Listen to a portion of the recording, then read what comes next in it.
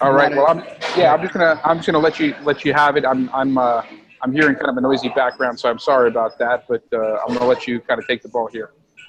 Okay, sure. So you can go ahead and mute yourself, David. So first and foremost, like David said, I hope everybody had a great holiday season so far, coming up to New Year's, which is super cool. And it's an interesting time of year. First and foremost, if you are not muted and you can go ahead and mute yourself, that would be great. We're obviously trying Zoom today as something a little different for the tactical implementation and Q&A session.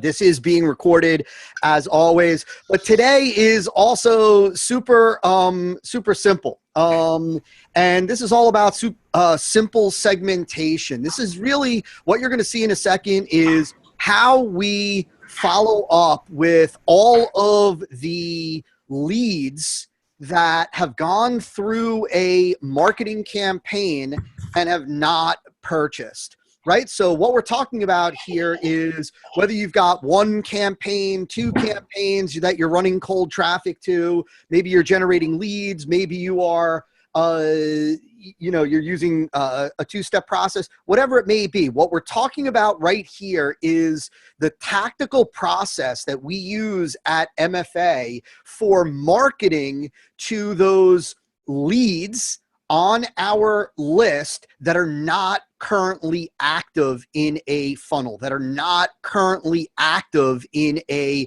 marketing campaign. So, and I'm gonna break this down into detail. It's actually very simple. We're gonna stay at the tactical level. We're gonna touch on strategy a little bit, and then of course I will come back in the end and take whatever questions there are.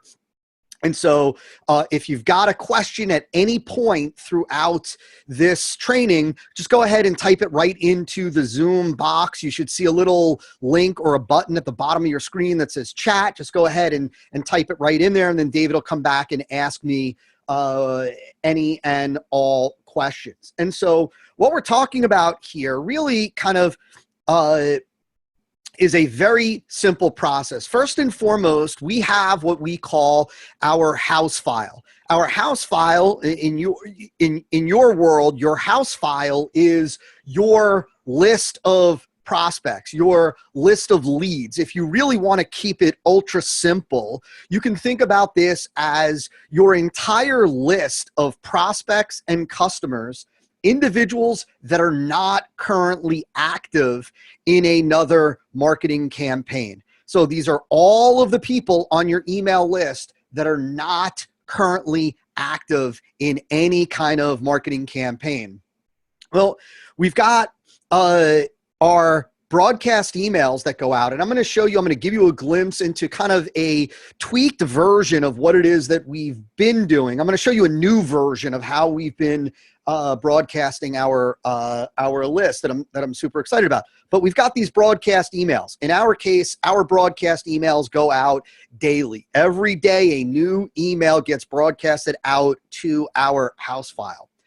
Based on response, which you're going to see in just a second, based on response to that daily broadcast email, individuals can get pulled out of the house file, pulled off of that daily broadcast email list, and can get put into any one of a number of different conversion sequences.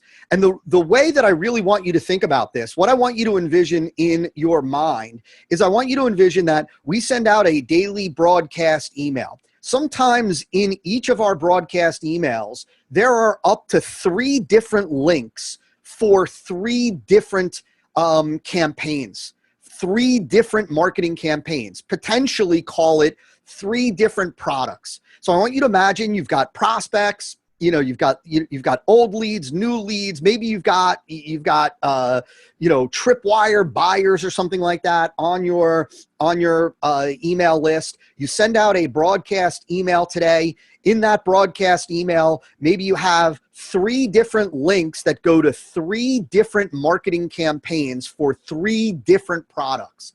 And so maybe you've got one individual who clicks on the link for product A. You've got another individual who clicks a link for product B or the campaign associated with product B. And then you have a third individual that clicks the third link for the marketing campaign about the third product. Well, what happens here is that the individual that clicked the link and expressed interest in product A, they get pulled out of the house file and they get put into what we call a conversion sequence for product A. The person who clicked on the link for product B or the marketing campaign for product B gets pulled out of the house file also, but gets put into conversion sequence number 2, the conversion sequence for product B. And the person who clicked on the third link gets pulled out of the house file and gets put into the conversion sequence for product C, the third product. Very simple. At the end of each of these conversion sequences, one of two things happen. The individuals either purchase the product associated with this or they don't. The simplest thing for you to understand here is at the end of the conversion sequence, you can very simply just drop everybody back into the house file. So again, just as a quick overview, quick recap, we send out a broadcast email. Today, somebody clicks the first link, they get put into the first conversion sequence. Somebody else clicks the second link, they get put into the second conversion sequence. Somebody else clicks the third link, they get put into the third conversion sequence. At the end, they either buy or they don't. And to keep things real simple, they all three get put back into the house file. Now, what happens to the people that do not click any of the links in today's broadcast email? They will get tomorrow's broadcast email. They do not get put into any of these conversion sequences and they remain on the house file. Very, very simple process. What you're about to see, and we're going to get into the nitty-gritty details of how we actually execute this, is the easiest way to make sure that you are using segmentation based on interest and do it dynamically. So there are two main pieces to this entire process, right? Two main pieces that we're talking about. The first main piece is the email broadcast. Like I said, we're sending out a broadcast email 6 days a week. Right now, what we're doing is sending out a broadcast email of new content Monday through Friday. What happens is that content that goes out Monday through Friday is being repurposed and put onto our new blog. And then on Saturday, we're sending out a recap email of all of the pieces of content that were shared with links to each of the articles on the new blog. Piece number 1, broadcast email. Very simple. Piece number 2, which we're going to dive into, is the actual conversion sequence itself, the actual conversion sequences. And when I say conversion sequence, I just want you to think about it this way. It's really just an email follow-up sequence that is specific to a particular product or marketing campaign, right? It is a specific email follow-up sequence specific to a product or a marketing campaign. Think about it in the same kind of vein as if you drove cold traffic, if you had a Facebook ad that was running to an opt-in, once somebody opted in, maybe you would show them, let's say, a VSL, for example, and then if they didn't buy from that VSL, you would put them through an email follow-up sequence. Well, we're really doing the same thing here, except there's no opt-in needed because they're already on our house file. Here, we're using the click on the link as the expression of interest, and then they're being put into this email follow-up sequence, which we call a conversion sequence. It's converting their interest into a purchase. These are the main two elements. So what you're looking at right here is a partial screenshot of the new content email or emails that we are sending out Monday through Friday. This is kind of the top, this is the top part of the email, and this is kind of the middle part of the email. Now, what we're testing and what we have been testing that I'm super excited about is we're testing these contextual ads in the middle of our email. This is something that's been done by my client Agora for many, many moons. And I've always understood the value of these contextual ads, but never actually got around to testing it. And so we've started testing this. And so typically we include 2 contextual ads in every campaign. So there's typically 2 contextual ads, and then there is a link in the, at least one link, hyperlink in the body of the email. So there's a link somewhere in this essay, if you will. And so now a couple things, just if you're curious. So at least one of the contextual ads is always relevant to what's being presented in the essay. So in other words, this essay, somewhere in this essay, this is about A&M, ironically, this is about acquire and monetize. And somewhere in this essay, there was a hyperlink for folks to go over and get more information about A&M, and you could see that this very first contextual ad is also linked to A&M. Sometimes both contextual ads are the same, like both contextual ads and the link in the email are going to the same offer. Sometimes sometimes the second contextual ad is for something else, and rarely we'll have 2 different contextual ads for 2 different products with the body of the essay about a third product or marketing campaign.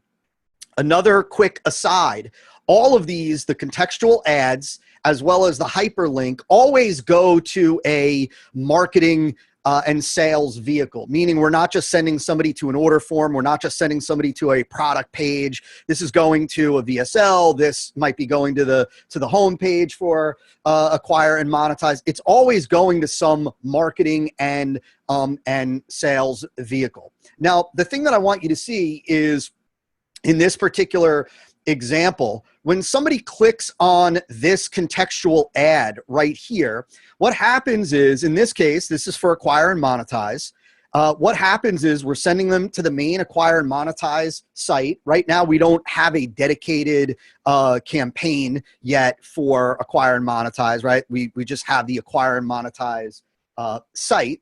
But what happens is, when somebody clicks on this contextual ad, they get tagged. We use Infusionsoft as our main CRM and email platform. What happens when somebody clicks this ad is they get tagged as having clicked to visit the A&M main sales page, the main page. For us, this goes in the behavior category. We have all of our tags categorized, and don't worry about what system you use and whether the kind of the vernacular is the same in your system. Just recognize that when somebody clicks on this contextual ad, they're going to this URL right here in this example, and they're being tagged with, in this case, because they're clicking on an ad for acquire and monetize, they're being tagged as clicked on the A&M main sales page. Now, if there was an ad in here for something else, for another one of our programs, maybe the apprenticeship program, the URL would have brought them to the apprenticeship offer, and they would have been tagged as, under the behavior category, something like apprenticeship offer clicked, right? But in this case, they click this ad, and so this is what they get tagged with.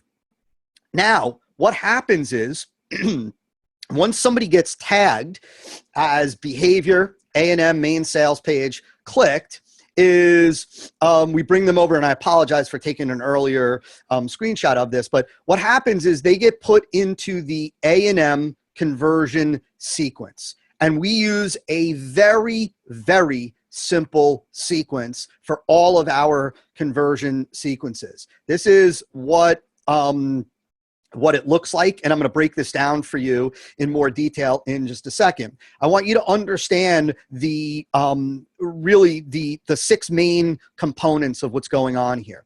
So this is the start of the campaign. You'll understand that in just a second that the application, the application of this tag, when they click on this ad for A&M, is what starts this whole conversion sequence. That's the first component. The second component, as you'll see, it checks to see whether they should be put into the sequence or not, which you'll see in a second. If they're not supposed to get put into the sequence, and you'll understand the two instances where we don't put them in the sequence, then they don't go into the sequence. If they do, then they go into the actual conversion sequence itself. We're going to drill in here. This is really where all of the emails live and whatnot. And then there is, if they purchase, in this case, if they enroll in A&M, that meets this goal. And then they are taken out of this entire conversion sequence. So, like I said, if you look over here, what this is saying is that when somebody gets tagged as A&M sales page clicked in the behavior category, start this conversion sequence. And if you remember from the prior slide, they get this tag applied when they click this ad. They click the ad, they get this behavior tag. This behavior tag starts the entire conversion sequence. Now, the very first thing that happens is there's what's called inside of Infusionsoft a decision diamond. And the decision diamond here checks for 2 things. There are 2 instances where we don't put individuals into the conversion sequence. And the 2 instances are if they've already purchased A&M or they're already active in some other conversion sequence. If for whatever reason they're already active in another conversion sequence, we don't want them to start a second sequence, because then they're going to be getting multiple emails every single day with multiple offers, multiple kind of benefits. It's going to get really confusing. And so if they've already purchased A&M, they don't go through the conversion sequence. Or if for some reason, somehow, they got sent a broadcast email, even though they were already active in another conversion sequence, either of these 2 things, they will not see anything else. They will not get put into the conversion sequence. They'll just go right back into the house file.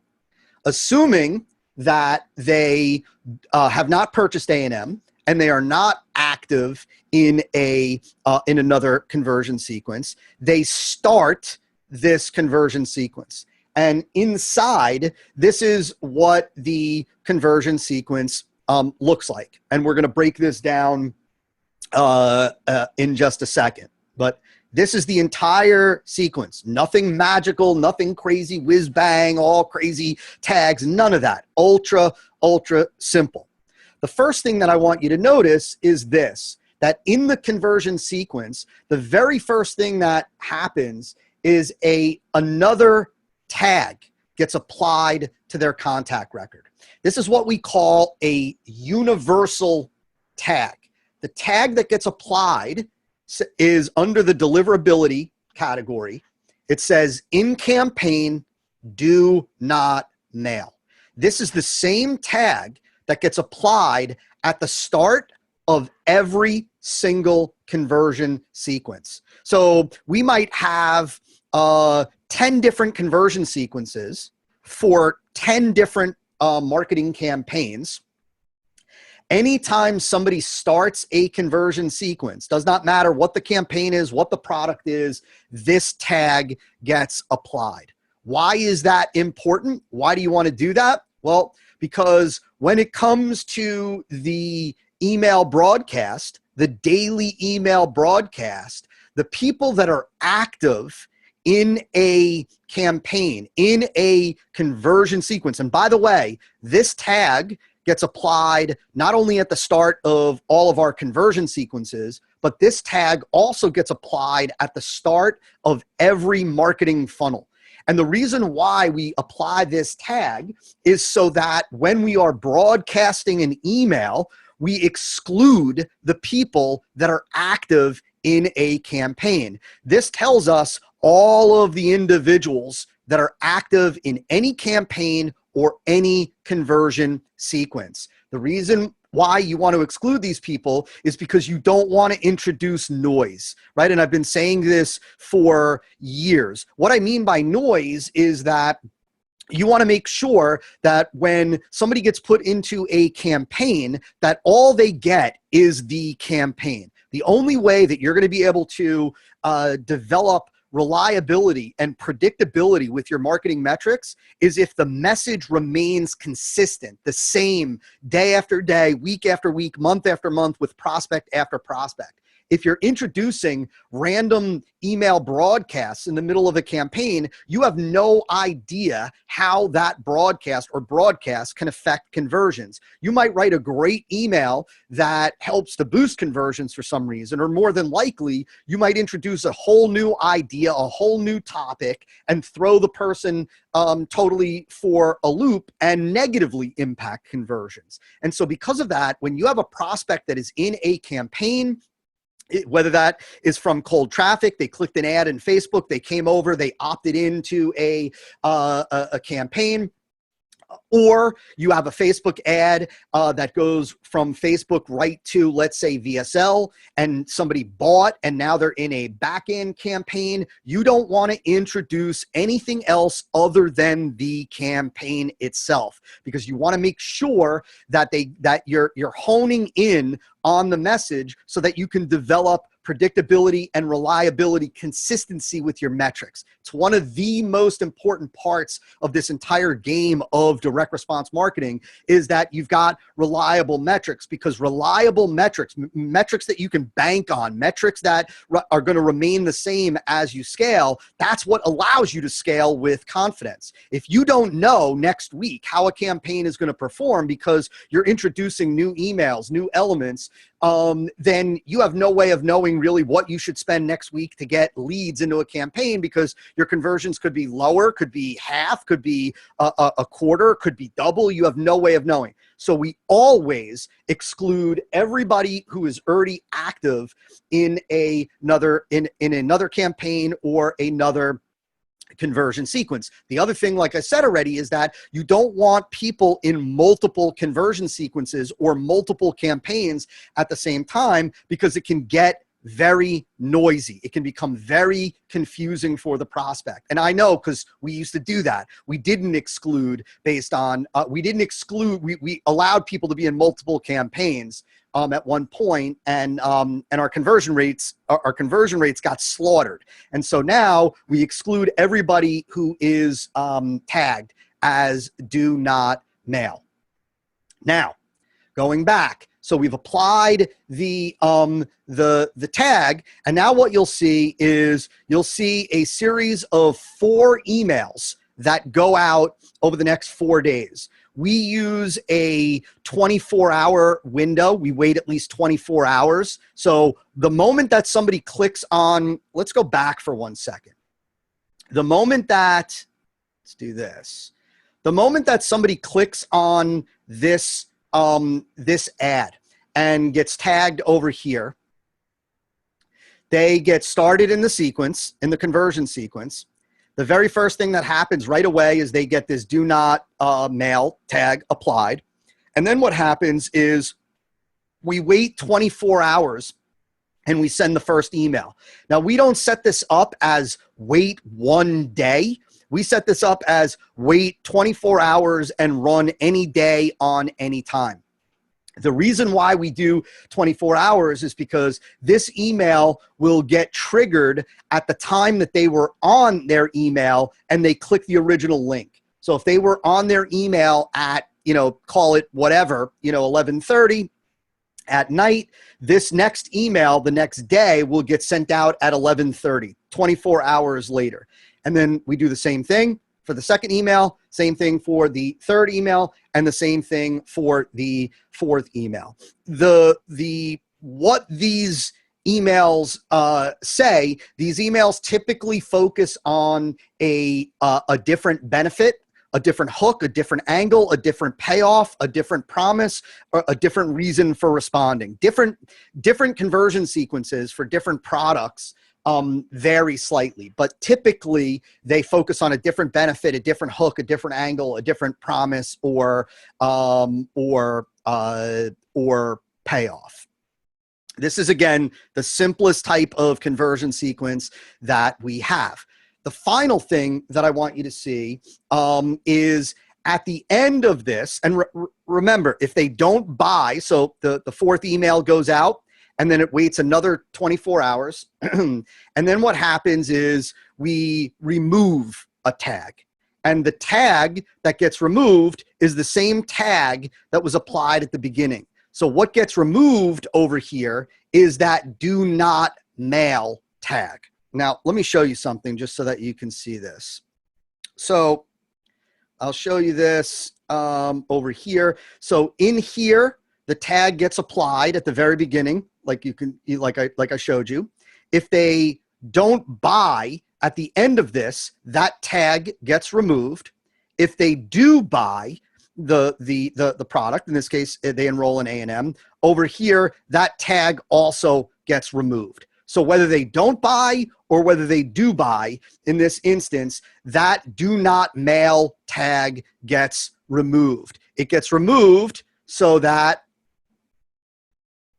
let me see here, so that the process can continue, right? Remember that the only people that receive these broadcast emails in the most simplest approach are the people that do not have the do not mail tag. At the beginning of each conversion sequence, they get tagged as do not mail. At the end of the sequence, whether they buy or they do not buy, that tag gets removed, which means they get dropped back into the house file. Then the next day, they'll begin receiving the broadcast emails again. If they click on one of the contextual ads, or they click on a link in the email, the same process starts over. They'll get taken out of the house file and they'll get put into the conversion sequence, the appropriate conversion sequence. And it is as simple as that. Now, if you've got 3 or 4 or 5 different marketing campaigns, just as an example, it doesn't matter. You could, whether you have 2, whether you have 22, it does not matter. You can start to build out these conversion sequences one at a time. So we didn't start this process by having all of our marketing campaign, all of the conversion sequences built out for every single marketing campaign. I think we rolled out with our first 3, and then every couple of days we created a new conversion sequence. And you could see it's really just brain dead simple. In the most simplistic format, it's really just a series of emails. That's the most basic conversion sequence that you can have. And so there you go. That is the entire process that we use to follow up with our unconverted, our prospects on our list that are not currently active in a campaign. Now, a couple of little points before I take whatever questions there are. The interesting thing is that the way that I view our broadcast emails are really the vehicle to get folks into a campaign or conversion sequence, right? The broadcast emails are there to move people, to get people to express interest by clicking on a link or contextual ad that they're interested in, and move them into a campaign, because it's the conversion sequences where they can be converted into a buyer or into a customer for that particular product. And so my aim is to have the least number of people on the house file and to have the most amount of people inside a conversion sequence. The more people that are in a conversion sequence, the more money you will make. And over time, you'll know what every conversion sequence is worth to you, right? So if you eventually get to the point where you've got 5 different conversion sequences, you'll know over time that the first conversion sequence, everybody that goes in there is worth, $48 to you. The second one, everybody that goes in there is worth $97 to you. The third one, everybody's worth $19 to you. And so you can see on any given day how many people are active in each of the conversion sequences. And so with that being said, David, why don't you unmute your line and fire each question. You can fire a question at me and then mute yourself again, and then fire a question and mute yourself. That sounds good, we'll man. cruise through. Yeah, this is great stuff, man. I appreciate this. The question that I have before we get to both Pete and I see a few questions here. Question I have for you, Todd, is what do we do? And this is for the benefit of the folks on the call. Like when, for example, we have a campaign like E5 Camp coming out, do you put a ceasefire on all the other campaigns that are live and running inside of the system so that we can present to them this one main offer that we're going to be putting in front of our audience? Yeah. So what you're really talking about, I think, David, is let's say we do a big internal launch, and we decide that we're launching a new product, or we're relaunching a product that hasn't been available to the public. The answer is yes. The answer is that if we're going to do a big public launch for a particular product, we'll expose that to everybody. And so, like the last time that we did that, when we actually launched the E5 Camp Masterclass, we stopped every other campaign. And so we stopped every campaign and we ran the E5 campaign. Very cool. All right. So starting off with Pete, Pete says he started using the contextual ads very effectively after his trip to Baltimore. So that's very cool. And the question that he has first off is there a preferred time of day for content emails versus sales emails? There may be. We haven't found any kind of consistency in terms of response based on our broadcast emails. The only thing that we've tried to do, and I would really just say anecdotally, I can't even. I'll just say anecdotally that it seems to perform well for us, is when we time the conversion sequences, all the follow-up emails to go out 24 hours later after somebody responds. So even when we do, like, we've got some conversion sequences where somebody clicks a link, they go over, maybe they watch a VSL, and then 2 hours later, we'll send them an email. The next email, which will go out the next day, goes out 22 hours later. So we're still trying to time the daily follow-up emails to go out at the time when the person was, on their email and responded. Other than that, I haven't found anything significant in terms of, whether it's 8:30 in the morning or 11 o'clock in the morning. And there's so many marketers that have reported so many conflicting data that I don't get caught up in that. Got it. Okay, cool. So Jen Gordon says, so if somebody's in a campaign, do they get the next campaign in the queue once they finish that campaign? Yeah. So that's a great question. So if you're using a cycler,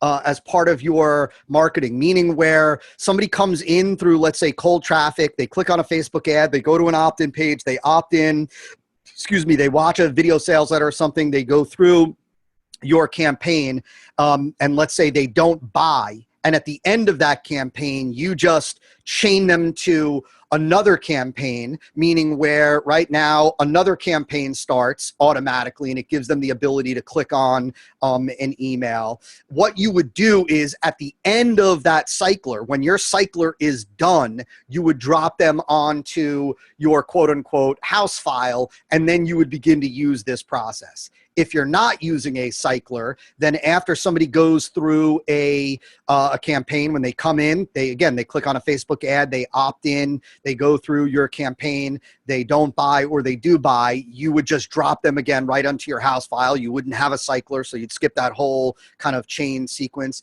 and then you'd follow this process. Very cool. All right. So Chris Cole says, so the content is all in the email and you're not driving them to a blog post, but then you're adding the content to your blog? Question? Yeah, so that's a great question. And I've gone back and forth with this a number of different times, and there's so many different schools of thought. And I don't really have the answer with, is there one that's, I don't know if there is one answer that is correct. The question that Chris is really asking is, there is which school of thought is kind of correct. One school of thought is include your entire essay in the email. The other school of thought is just include some teaser copy for the blog post, maybe the first paragraph or 2 paragraphs with a link to go over to the blog to consume the rest of the blog post. I don't have an answer on which one's correct, or I don't even know if at this point, after all this time, if I believe there is a correct answer. For us, we include the full text in the email.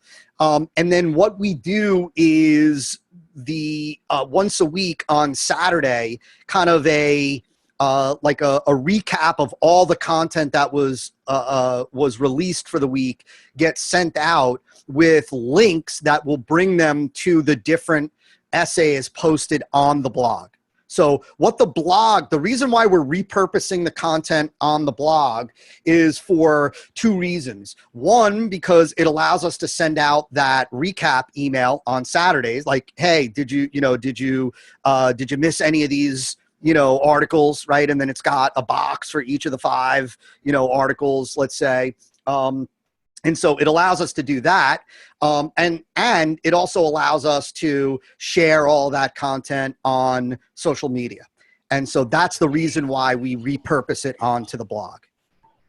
Very cool. Okay. So Christy asks, are the CTAs in each sequence email the same? For example, click the sales page or buy now, or will you try a different call to action within the same conversion sequence?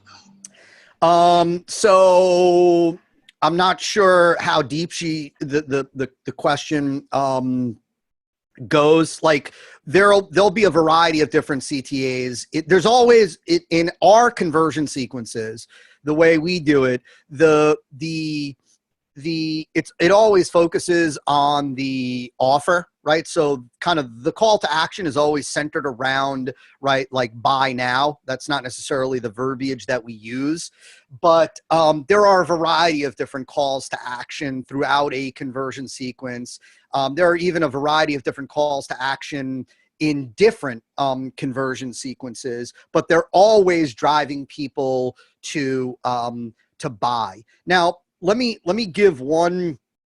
Let me drill a little deeper here just for 1 second, just for frame of reference. I don't want to go too deep here because I want to keep it on the simple segmented email sequences. But sometimes we will send individuals to a much fuller marketing campaign, meaning in this context, a conversion sequence is really just an email follow-up sequence.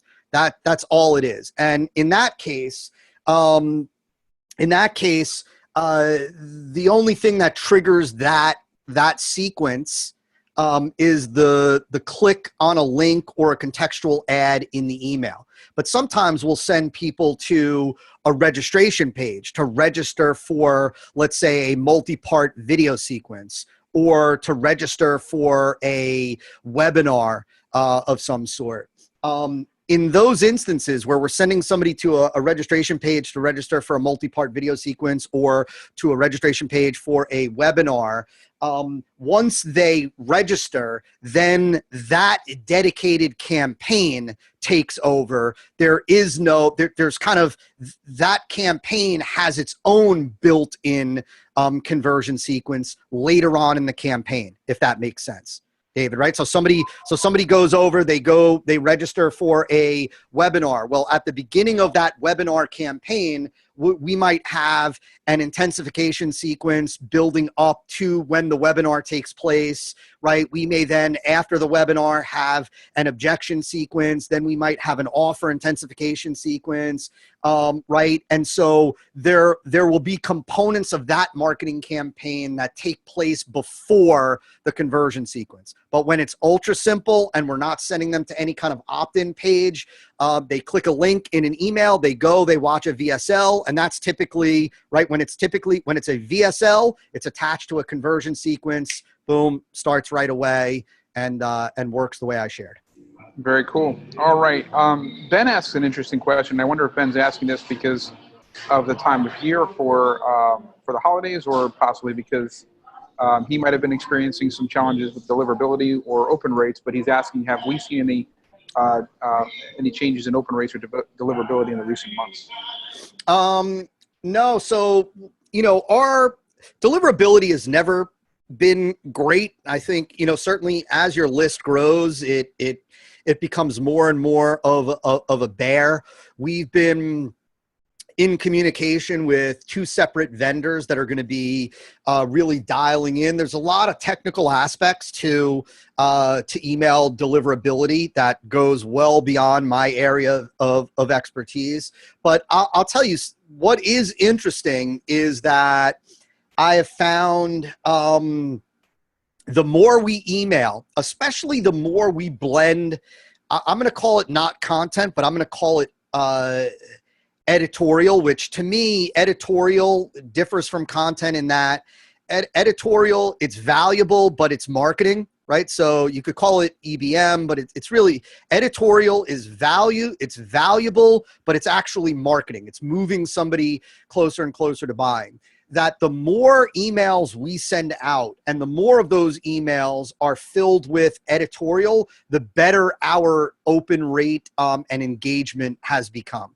And so it's just a funny thing to think that, the more you email, the more you email, the more valuable that content feels, the better your engagement is going to be. Or at least for us, it's been. Got it. Okay. So we've got somebody using the handle Black Panther who says, in the bonus section, I have seen one of the best movies about how Todd is setting up campaigns in Infusion. The title is The 90% Sales Conversion Gauntlet, an overview of our prospect conversion cycler and swipe bundle. My question is, what do we do with people who buy? How this campaign looks like? Do we have somewhere next part of this movie, or do you have any program about this? Yeah, so that's a great question. So that's when I mentioned earlier the cycler. That's that bonus video is about the cycler. What the cycler can do for you, certainly in theory, is it could, if your cycler is long enough, you really don't have to do a daily broadcast. Like, right, you could have a cycler that runs for months if you have enough offers and enough marketing campaigns. And you could legitimately just choose to not send any broadcast emails if you wanted at the end of the cycler. Like if somebody hasn't bought at the end of the cycler, maybe, you have the perspective that they're not going to buy. I think a big part of why I really migrated and was excited about the daily email broadcast is really because I love to write, right? Like writing helps me think, it helps me get clarity, it helps me to kind of clarify my ideas. And so I love writing. And that's why many of you have heard me say many, many times that, even when it comes to marketing campaigns in general, right? Like you have to find your core competency. Like, look, if you hate to write, if you struggle to write, if you don't enjoy writing, then then maybe the daily email broadcast isn't the right move for you. Right? Like you heard me say before that you've got guys like, our buddy Andre Chaperone, Ben Settle, two phenomenal email copywriters that don't really do webinars, that don't really do VSLs. They rely heavily on email. Why? Because that's their core competency. That's their strength. You've got somebody like Russell Brunson, who's phenomenal at webinars, not so good, self-admittedly, at launches. So he doesn't do a lot of launches. He does more webinars. You've got a guy like Jeff Walker, who's great at launches, but also, self-admittedly not good at webinars. Therefore, he doesn't do many webinars. You've got a guy like Frank Kern, who's good on camera, who's good with webinars and so that's what he relies on. You have to find your core competency. There is no one right answer. The key thing is this, that and this is really important, that you give folks on your list a regular opportunity to buy from you. Don't be gun shy. Don't be afraid of giving too many opportunities for people on your list to buy from you. If you're giving them education, if you're using our approach to marketing campaign structure with EBM content and the marketing argument and the big idea and the thesis and all of the E5 camp components, you're delivering value while you are marketing. And so I've never, in the years that I've been doing this, I've never come across a client that was making too many great offers to their list. I've only seen entrepreneurs and marketers not make enough offers and lose customers to competition because they weren't giving their customers the opportunity to get their Jones, to get their fill. And so so with that being said, so the what happens when somebody buys depends on how you have your marketing structured. In an ideal universe, when somebody buys, you would put them into a back-end marketing campaign. So now, and there are two ways to do this, and it goes beyond the scope of this tactical session, but just to kind of give you some insight is either one, you have product-specific back-end campaigns. What I mean by that is, let's take, for example, our buddy Brendan Bouchard. So Brendan has a variety of different products that are almost considered different brands. He's got High Performance Academy, right? He's got a front end book for that now, but he's got the High Performance Academy. But he also has the I forget what it's called, the Expert Speaker Academy, I think it is, right, for speaking. In Brendan's case, it makes sense. It only makes sense to have a product-specific back-end marketing. That means somebody buys his book on high performance, they get put into a back-end marketing campaign that offers them maybe his High Performance Academy. After that, maybe he might have a high performance, mastermind or a high performance live event, right? And same thing for the Expert Speakers Academy.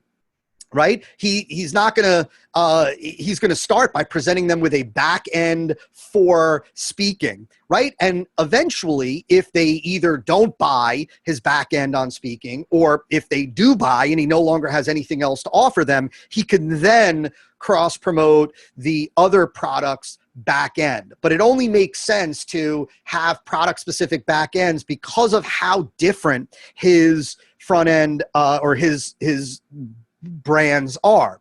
If you've got products on the front end that are all very congruent and all lead to the same place, ultimately, you can have one back end campaign that no matter what front end they buy, they all feed into that one back end campaign. Let me give you an example. Let's say that let's say I had a book about the big marketing idea. Let's say I had a second book about the unique mechanism. And let's say I had a third book about constructing and engineering a high conversion offer. Well, all three of those are really related to the E5 camp method. And so in all three of those cases, after somebody buys, I could put them into a single back-end campaign that is ultimately designed to move them into the E5 Camp Masterclass because they're congruent, right? They're all kind of part pieces of kind of the same overall methodology. And so whether you use product specific backends or you use one main back end, what you really want to do after somebody buys is you want to put them into a back end campaign. Now, with that being said, let me finish with this. At some point, after the back end, let's say you have, whether you have product specific back end or whether you have a general, a universal back end, at the end of that back end, if somebody doesn't buy that back end, there's no reason why you couldn't drop them into the house file again. Right? Like, in other words, like if you've got nothing else to sell them on the back end, then there's no reason to not put them into the house file again. And legitimately, we can even take this a step further and say that at the end of your back end campaign, if whether somebody buys or they don't buy, if you don't have anything else to offer them, then again, you should still put them into your house file because it's either that or you sell them nothing. And so hopefully, David, that makes sense. Definitely does. And I appreciate that lengthy answer to that question. So very much appreciative. And Pete says that if you're providing emails of value, then no one will complain about that. If you're providing emails that have a ton of value. So yeah, and keep in mind this. Keep in mind, just to make sure that everybody's on the same page and that Pete understands, right? So the daily broadcast emails are the emails that really kind of are editorial. They deliver value while they are marketing. They educate and teach, but they educate and teach in a way that leads to somebody taking the action that I want. And the action that I want is clicking the hyperlink in the body of the email. The contextual ads are really there as kind of a catch-all in case somebody sees something that interests them. But I'm really driving the most amount of people to click on the link in the email. Once they've clicked the link in the email, the conversion sequence is not really nearly as content driven, meaning the conversion sequence is just that. It's designed to convert them into a buyer. They raised their hand, they expressed interest by clicking on a link, they went over, they watched a VSL, a portion of the VSL, they were exposed to something. Now the conversion sequence is there to do just that, to convert them into a buyer of that particular product. Very cool. And I know this is something that you kind of talked about from early on, Todd, is really just kind of protecting folks who have gotten into a particular campaign, protecting them from anything outside. And it just makes so much sense because you really don't want any other noise affecting, that. And even if you did, you'd want to be able to measure that. So why even introduce them to other things that could possibly or potentially hinder the outcome of the effect of the campaign. So yeah, it's kind of like, think about it, dude. If it's kind of like, you've got the honest worm and you're talking to somebody about, right, like feeding their chickens, with much healthier feed, and they're learning about that, and they're learning about your method and why it's so important. And then all of a sudden you send them a letter or you place a phone call, and now you're talking to them about a new type of chicken coop or whatever, and how that it protects them from, the weather and whatnot. Like, it just becomes like confusing and like, whoa, I'm all over the place. And so you finish out one campaign before you launch into a second campaign. Makes total sense, man.